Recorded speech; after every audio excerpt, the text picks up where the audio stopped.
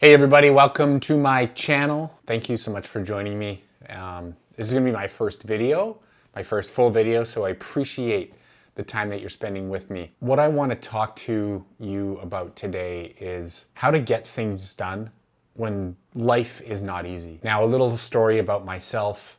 The last couple of years have been tumultuous, and I've gone through a separation when my daughter was 1 year old. She's now 2.5. I subsequently have gotten laid off from my job. And when these big events happen in your life, it is so hard to find orientation around any direction because it feels like the foundation that you've been living on and thriving on has just been completely wiped out. And the clarity that we once had is gone because fear takes over. It makes you start asking questions about yourself and your worth and your ability. And I've built a foundation. I've built a foundation with my health and my skill set and my abilities.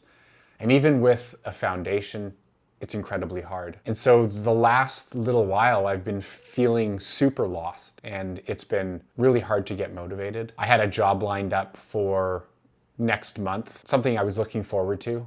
I had sort of taken a bit of the summer just based on the timing of this job and that it was a good opportunity. And however, the position's been delayed. Macroeconomic factors, I'm sure, have a lot to do with that. And in this last 1.5 years since my separation, I've been doing a lot of healing and going through the stages of grief, through losing the dream of the family dynamic that I really wanted. The separation happened because it became apparent that that wasn't possible. And that's hard to keep moving forward when your dreams just dissipate. They turn into an uphill battle. When you look at the stages of grief, right? Denial, anger, negotiation, depression, acceptance, right? We need a certain amount of time to really be with those feelings and to process the loss that is present in your life. And forward movement and action during those times can be really difficult. Maybe some people are able to just compartmentalize what's happened and keep on going, but it's difficult, right? And I think that we need to give ourselves the time to grieve and to be with ourselves and our thoughts and our emotions and, get the support that we need to ultimately start the new chapter of our journey. And that's what this is for me. That's what I'm wanting to share with you. And the direction that I've always wanted to go is to be financially independent and to be self-expressed and to share with the world. Once you're lost and you're in the middle of the forest and you can't see it through all the trees and the bushes in your way, sometimes you just have to start stepping forward. To know when you're ready to do that isn't always apparent, but you'll get a feeling of restlessness. Certainly, that's what I've been feeling. I've been feeling restless. I've been feeling stuck energetically. My self-limiting beliefs are thriving right now in this place of stuckness because they have something to grasp onto. My seeming inability to take action because of who am I to share with the world when you're in such a dark and down place has been really present for me. But you have to keep moving at some point. You have to start moving at some point. You have to rebuild that dream of what your life can be. And life is full of these setbacks, whether they're the end of the relationship, the death of a loved one, or the loss of a job. They can be major in their existence. There can be minor setbacks. One thing that we can always be sure of is that life is going to present us with challenges, and challenges are difficult on the onset. And sometimes it's hard to see why they're in our way and why these challenges are exactly what we need to grow and to move forward and to persevere and be relentless in our movement towards what we know we can have and who we can be, and to energetically see all of the opportunities and the abundance that's present. It's really hard when you're down on yourself and you are self-loathing or you feel like the world is against you. For me, what I always know is super helpful is fitness and exercise, especially during really, really tough periods. I know that that change of state, that physicality that exercise and fitness brings to you always helps move the needle in the moment. I find when I'm really feeling lost, calling a friend or a loved one that can listen to you and perhaps provide some advice or coaching, someone that you trust, someone that's in your circle, someone that knows you as well as you know yourself, and that can help remind you of all of the positive characteristics that you have that may be falling behind in their level of existence in that moment. I find the foundation of our nutrition and our diet to ensure that we're feeding our body correctly helps move us forward. And it's focusing on the small things like that. It's not huge. It's like being mindful of how we're eating and being mindful of how much we are isolating versus connecting with people that are important and that care about us. Being mindful of our negative patterns. Luckily, I do have a good understanding of what my negative patterns are, and I can see them as clear as day. And even though I am aware of them and I know that I'm in them, they can be all consuming. And I need that help. I need that physical jolt to get me out of it. I need that conversation with one of my best friends to give my head a shake and to, help me see that I am not in my power and that I'm in a story of the world is against me. And because this didn't work out now, it's never going to work out, right? And that's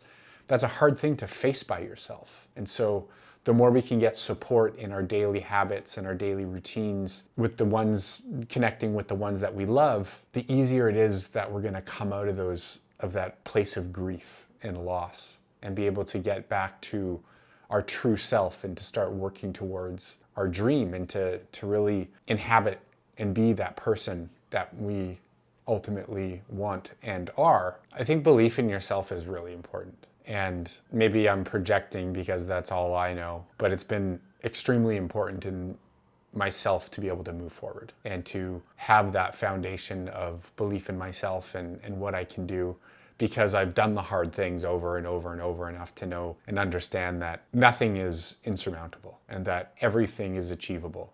And I think when you're in that place of fear and grief, we have a tendency to put our focus on what we can't control because we are looking for any semblance of control. And that's when we look at life and the things we cannot control that have maybe hindered our progress and put us where we are, it can cause a lot of anxiety because we can't control what happens to us. We can only control our response to stimulus. And I think that's really important.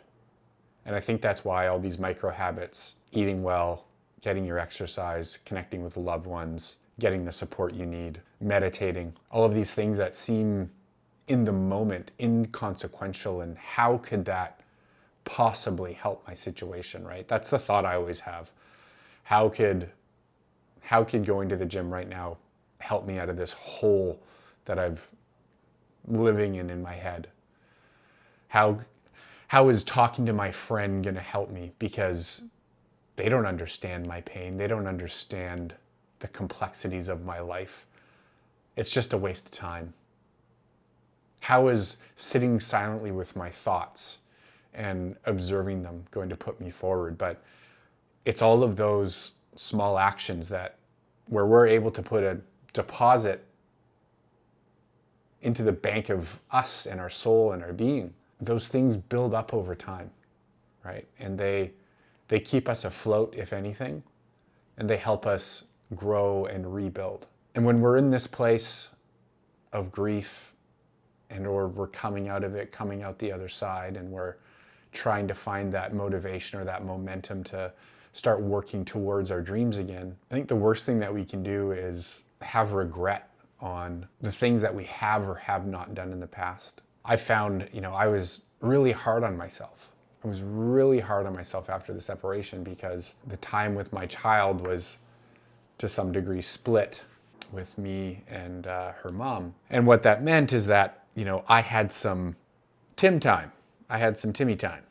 And I was hard on myself because I was like, hey, you now have this time where you're not being a parent and you should be working towards your goals. You should be like, this is the time that you should be hammering down and putting in the work towards creating an audience. In a past career, I was certified through CTI. I was coaching for 3 years, which was wonderful experience in that came to an end at the end of another relationship. I closed up my coaching practice and went back into corporate. And I always found, coaching very purposeful, because I think helping others and being of service is truly gratifying on so many levels. And I always wanted to get back to a place of being in service. And maybe it wasn't just the one-on-one coaching business where I wanted to go, because that was an extreme grind, and there's nothing wrong with it. I just wanted to do it differently. And, I wanted to help people on a larger scale and, maybe on a platform like YouTube. And so I was really hard on myself when I was in too much pain to do anything but be in pain and be in sadness and be darkness and isolate myself and just feel the enormous loss that was happening in my life. And I just couldn't find that momentum. Where I got to is my anxiety about what I'm not doing right now is not helping. And I turned to the philosophy of just true acceptance, right? Accepting where we are in the moment, accepting the here and now, and being able to accept that, hey, we're stuck. Right now we're stuck and we're grieving and we're in loss, and this sucks and it's brutal and the nights are dark and the days are long and the sleep is short. And to just be with that. I believe that's a part of the process, right? Because if we just bypass all these feelings, they're just going to get repressed, suppressed, and we're going to be depressed because of it. And it's been 1.5 years since the separation, and it's been about 6 months since me being laid off. And even through that 6 months, talk about having time. I had time, and I still found it extraordinarily difficult to be productive in my own projects. And I turned to meditation, and I turned to the idea of radical acceptance and just trying to process as much as I could and not fight the demons that were ever present. And now, being 1.5 years out from my separation, having ample time to process the loss of my job, I now know that I'm probably on the other side or close to in the grieving process. But what happens when you're in something for 1.5 years, when you're grieving for that long, your brain is used to the pattern of grieving. And that doesn't mean that you shouldn't still process the emotions. There comes a point in time where we need to move forward, and we need to find the warrior inside of us again. And we need to get to work, and we need to accept that, there's still tailings from the separation, and there's still work to be done on the career front. But it doesn't mean that we have to negate the dream that we want to build and move forward. And so if you're going through grief, or if you're experiencing loss, whatever you can muster to invest in yourself as much as possible, especially as it comes to our physical health. The physical foundation of our body is going to support the health of our thoughts. And if we can start with that, the base of the pyramid, and try to make the right decisions, what we're eating, and get the appropriate amount of movement daily to keep all of the juices in our body flowing, is so important. And I know it seems small. If we can muster up the courage to reach out to our friends and our family when we're in a dark place, that's really important, because they're going to help shine a light on the darkness that you're in, right? And that's helpful, because that's a beacon for us. It says, hey, remember who you are. And remember that you are not your pain, and you are not your sadness, and you are not the darkness that you are in. And that the world is beautiful and light, and maybe that's not accessible to you right now, but let people you love and trust be that beacon for you. And as hard as it is, share about what you went through, share about your feelings, because there's something really cathartic and healing about sharing, whether it's with a therapist or a coach or a friend or a family member or even a group. I recently joined a men's group, and I found that to be extraordinarily healing, because when a community of people can hold space for you, I don't know, it's just, there's something that happens where you can just release a lot of what you're holding on to. And lastly, if you have the practice of meditation or you understand mindfulness, getting curious about what's going on and observing your thoughts and realizing that we are not our thoughts and that we are not our emotions.